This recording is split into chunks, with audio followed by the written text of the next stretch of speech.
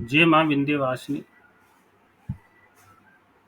ग्रह के गुण होते हैं।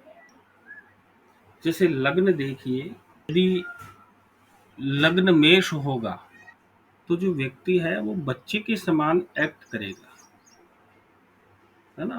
थोड़ी देर में क्रोधी हो जाना, जिद्दी स्वभाव होना। यदि वृष लगन है तो व्यक्ति धन की मशीन है, धन कमाने की मशीन है। ये लग्नों के सामान्य फलादेश हैं, ये कोई शास्त्रों से प्रमाणित नहीं है ना। मिथुन लगन है तो जातक का संपर्क अच्छा रहेगा, है ना। सूचनाओं का आदान प्रदान वो अच्छी प्रकार से करे। कर्क लगन है तो व्यक्ति भावुक होगा, उसमें भावना ज्यादा होगी। सिंह लगन है तो अहंकार होगा, घमंडी होगा, ऐसा भी आप कह सकते हैं। कन्या लग्न है तो व्यक्ति के कर्जा, ऋण, रोग, शत्रु से घिरा हुआ रहेगा। तुला लगन है तो जातक हर बात में अपना फायदा सोचेगा। वृश्चिक लगन है तो ऐसे कहते हैं भूतों का सरदार, भूतों का सरदार होगा वह।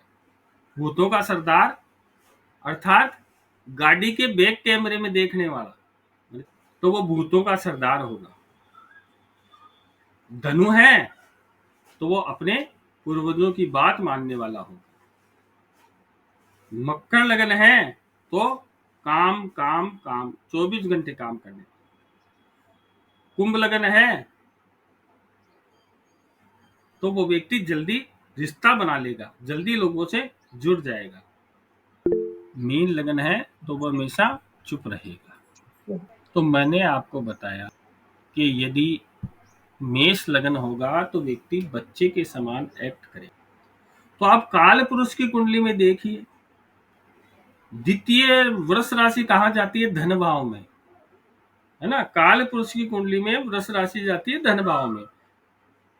यदि वृष राशि का धन बन गया तो मैंने क्या कहा, वृष राशि लगन में आ गई तो मैंने कहा जातक धन कमाने की मशीन होगा। और मिथुन राशि आती है काल पुरुष की कुंडली में तृतीय भाव में। यदि तृतीय भाव का लगन बैठेगा, तृतीय भाव की 3 नंबर की राशि लगन में बैठेगी तो तीसरा है संपर्क का, इंटरनेट का, सूचनाओं के आदान प्रदान का, तीसरा भाव। और चौथा भाव है मन का, है ना, मन का, व्यक्ति की भावनाएं। यदि काल पुरुष की कुंडली में जो 4 नंबर पर राशि आती है, चतुर्थ भाव में आती है, कर्क राशि आती है, यदि वो कर्क राशि लग्न कर्क हो जाए तो व्यक्ति में वो विशेषताएं रहेंगी चतुर्थ भाव से संबंधित। यदि पंचम भाव है तो वो व्यक्ति अहम से भरा हुआ रहेगा, है ना। पंचम भाव किसका है? बुद्धि का, व्यक्ति के पूर्व जन्म का। जैसे कहते हैं ना, पंचम भाव में जैसे मंगल देव बैठे हुए हैं, पाप ग्रह देव बैठे हुए हैं, तो मैं कहता हूं कि आप कक्षा में मॉनिटर थे, आप में लीडरशिप के गुण है ना, क्योंकि व्यक्ति स्कूल ही जाता है तो मंगल देव देखकर मैंने कही है ना। तो ये पंचम भाव है, बुद्धि का भाव है, शिक्षा का भाव। यदि कन्या लगन है तो कन्या लगन काल पुरुष की कुंडली में 6 नंबर की राशि है। यदि 6 नंबर की राशि लगन में जाकर बैठेगी तो 6 नंबर का भाव है ऋण, रोग, शत्रु, तो जातक के वो एक्टिव रहेंगे, जीवन भर उनसे परेशान रहे। तुला राशि है तो साझेदारी का भाव है, हर बात में फायदा सोचेगा, क्योंकि काल पुरुष की कुंडली में तुला राशि सप्तम भाव में आती है। मैंने कहा वृश्चिक है तो भूतों का सरदार होगा। वृश्चिक राशि कहाँ थी? अष्टम में, है ना। तो अष्टम क्या है? व्यक्ति की गहराई, व्यक्ति का भूतकाल, है ना। आयु उसी अनुसार मिलती है व्यक्ति को। धनु राशि है, 9वां भाव है।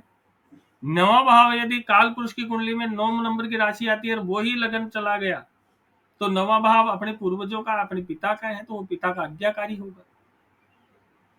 जिसके धनु राशि लगन में होगी वो पिता का आज्ञाकारी होगा।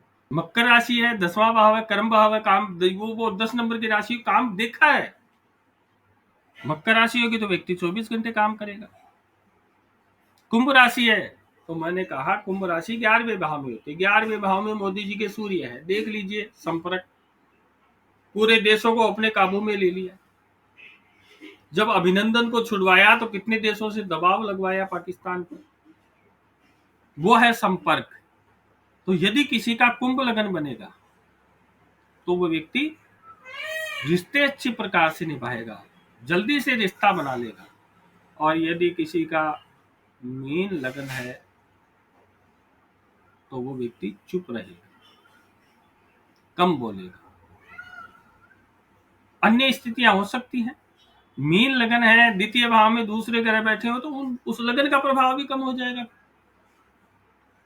ये नहीं कि अब ये फलादेश फिर दूसरा फलादेश भी हो गया ना, फिर उसको जोड़कर करना। ये नहीं कि यही एक इससे ले लिया आपने, यही तो त्रुटि करते हो आप, यही तो गलती करते हो। अन्य ग्रहों से अन्य भावों का भी तो प्रभाव होगा, फिर एक भाव का थोड़ी ले रहे हैं। मैं तो एक भाव का ही बता रहा हूँ आपको, एक सामान्य बात बता रहा हूँ, एक आपका दिमाग खोल रहा हूँ, एक सोचने का आपका तरीका बता रहा हूँ अलग। आप इसको आगे समझोगे। आपको लगन के बारे में बता दिया गया है। अब लगन में कौन कौन से ग्रह हैं उसके बारे में चर्चा करेंगे। पहले भाव में यदि सूर्य देव है तो मैंने क्या बताया था, सूर्य देव की राशि पंचम भाव में आ रही है तो व्यक्ति अहंकारी होगा, है ना। तो व्यक्ति यदि सूर्य पहले भाव में है तो अहम से भरा हुआ रहे। यदि सूर्य देव दूसरे भाव में है तो सूर्य देव दूसरे भाव में चले गए, एक सामान्य फलादेश है।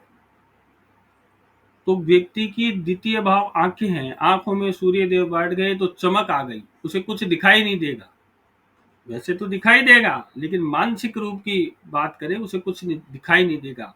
ऐसा भी कह सकते हैं कि वो अपने आप को सर्वश्रेष्ठ समझेगा। तीसरे भाव में सूर्य देव है तो व्यक्ति अपना संपर्क बढ़ाएगा, उसका संपर्क अच्छा होगा। एक कहते हैं ना ये तो नेता है भाई। यदि चौथे भाव में सूर्य देव होंगे तो सूर्य देव क्या है, सरकार है, राजा है ना। तो चतुर्थ भाव में है तो मानसिक रूप से वो राजा की नीति को जानने वाला होगा। यदि चतुर्थ भाव में मन से जानेगा ना, मन का भाव है, राजा है तो राजा क्या है, राजा किसके पीछे चलता है, नीति के पीछे। राजनीति, राजा की नीति, उसे तो राजनीति कहते हैं कि राजा कौन सी नीति से चलता है ना। तो उसकी जो सोच होगी वो राजनीति वाली सोच।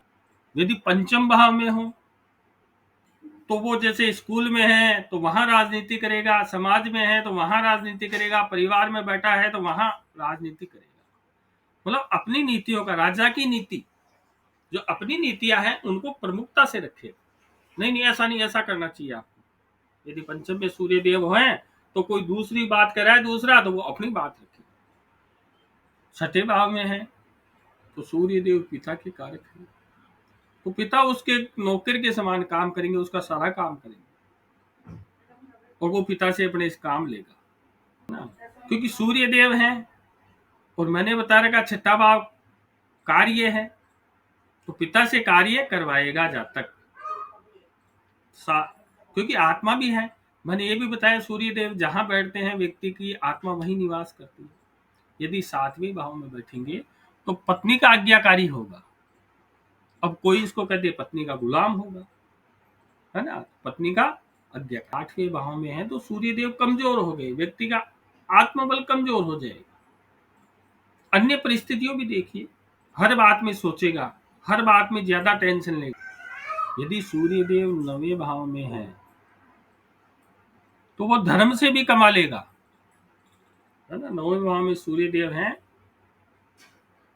तो कर्मकांड तो निश्चित करेगा वो। यदि ब्राह्मण है तो कर्मकांड तो निश्चित करेगा। यदि नवे भाव में सूर्य देव धर्म से जरूर कमाएगा।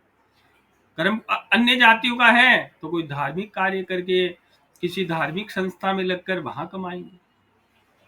10वें भाव में सूर्य देव हैं तो अपनी कार्य क्षेत्र में राजनीति पूरी चलाएगा, है ना, अपना सिस्टम पूरा चलाएगा। उच्चता है ना सूर्य देव। 11वें भाव में है सूर्य देव, तो 11वें भाव क्या है? आय। और सूर्य देव क्या है? पिता। पिता से धन प्राप्त होगा। 12वें भाव में हो तो आंखों का मरीज होगा। आंखें, द्वितीय और 12वें भाव आंखों से संबंधित है। आप अन्य फलादेश भी ले सकते हो, बहुत सारे फलादेश भी कर सकते हो इससे, ये तो मेरी सोच। यदि लग्न में चंद्रदेव हो तो व्यक्ति मन से काम करेगा। यदि दूसरे भाव में चंद्रदेव हो तो मन से धन के बारे में सोचेगा। यदि चंद्रदेव तीसरे भाव में हो तो चंद्रदेव कमजोर हो गए ना, व्यक्ति का मन कमजोर हो गया। तो जिसका मन कमजोर होता है वो बार बार में पूछता है, 3 बार पूछता है ये काम को, ये काम कर लूं क्या, ये काम कर लूं क्या, तो वो हर बात को पूछ पूछ कर करेगा। चौथे भाव में चंद्रदेव हैं तो देख सकते हो कि उनके घर में ही दुकान होगी या वो कुछ घर का ही काम करेगा, है ना, वर्क फ्रॉम होम, ये आप देख सकते हो। जिनके चतुर्थ भाव में चंद्रदेव है तो उनको ऐसी स्थितियां बनेगी। पंचम भाव है मनोरंजन का, क्योंकि चंद्रदेव से संबंध हो गया ना मनोरंजन का। मन है, मन को रंजन, मनोरंजन का क्या होता है? मन को अच्छा लगने वाला, उसे ही मनोरंजन कहते हैं। तो वो मनोरंजन में मस्त रहेगा। छठे भाव में है तो ये जातक किसी कार्य को यदि सोचेगा, कहते हैं ना, सोए हुए शेर के मुंह में हिरण प्रवेश नहीं करते हैं, तो ये सोचता ही रहेगा कि मेरे मुंह में हिरण आए, मेरे मुंह में हिरण आए शेर के समान, अर्थात मेरा काम हो जाए तो नहीं होगा। तो छठे भाव में चंद्रदेव होगा तो जातक की ऐसी प्रकृति होगी। 7वें भाव में हो, 7वें भाव में हो तो चतुर्थ से चतुर्थ है माता का भाव। यदि सूर्य देव हो तो पत्नी की बात मानेगा, चंद्रदेव है तो माता की बात मानेगा। और मन 8वें भाव में तो मन बहुत गहराई में जाएगा, उसकी गहराई मापना आसान नहीं है उस व्यक्ति की जिसके अष्टम में चंद्रदेव है। आप उसकी गहराई नहीं नाप सकते मन की, कि वो क्या क्या सोचता है।